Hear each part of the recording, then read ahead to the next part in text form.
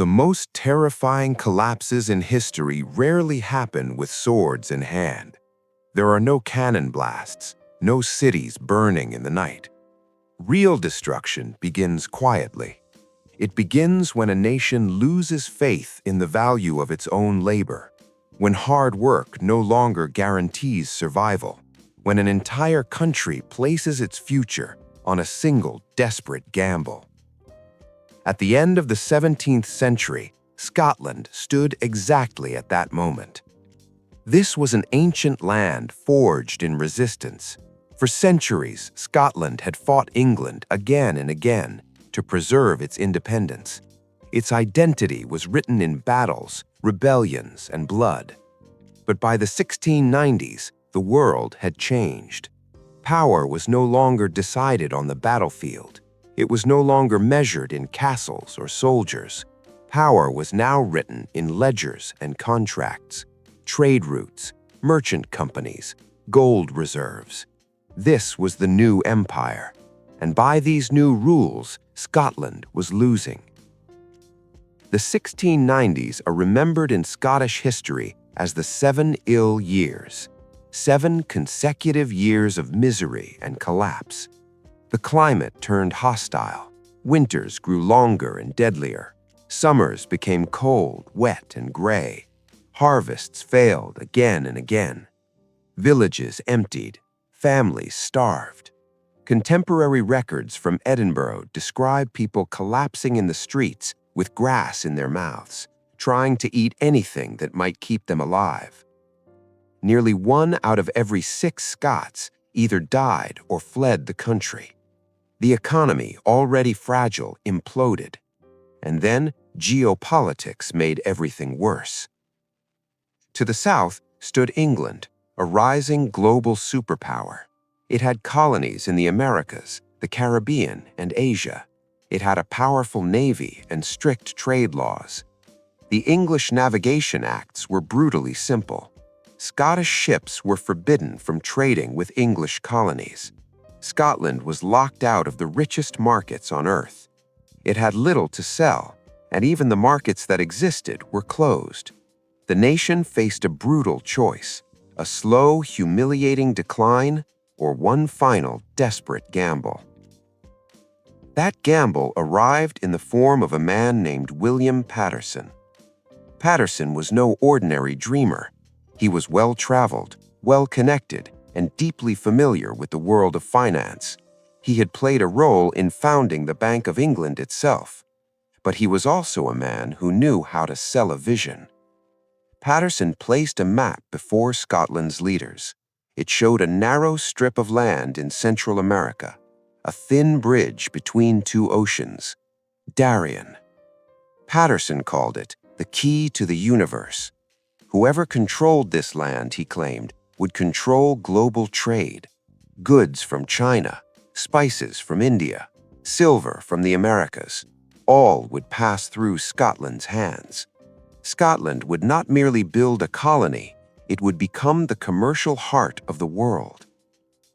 He described Darien as paradise, soil rich enough for 3 harvests a year, mountains filled with gold, friendly native populations eager to trade, and most importantly, he claimed this land belonged to no one.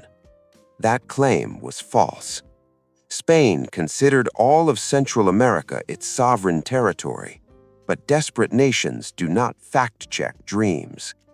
The Scottish Parliament authorized the creation of the Company of Scotland, a corporation with the powers of a state. It could raise armies, build forts, and sign treaties. Now all it needed was money. Paterson first sought funding in London.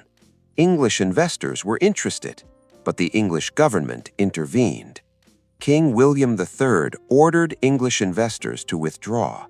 He had no intention of provoking Spain for Scotland's ambitions. To Scotland, this was not just rejection, it was humiliation. The project transformed overnight. It was no longer a business venture. It became a national crusade.